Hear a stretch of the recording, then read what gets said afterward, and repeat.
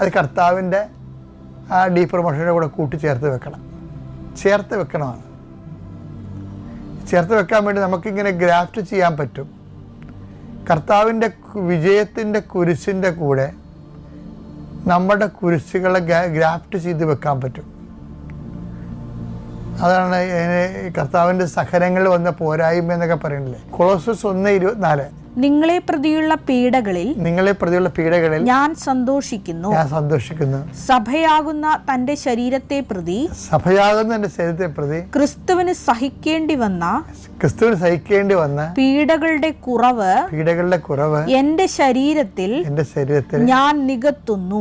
ഇതൊരു ഗ്രാഫ്റ്റിംഗ് ആണ് ശരിക്കും പറഞ്ഞാൽ. നമ്മുടെ പീഡകളെ കർത്താവിൻ്റെ പീഡകളോടും നമ്മുടെ കുരിശുകളെ കർത്താവിൻ്റെ കുരിശുകളോടും ചേർത്ത് വെക്കുന്നത് തന്നെ നമുക്ക് കിട്ടുന്ന അവസരമാണ്. അതാണ് ഡീ പ്രൊമോഷൻസ് ഒരു പ്രോസസ് ഓഫ് പ്രൊമോഷനായിട്ട് എടുക്കാൻ.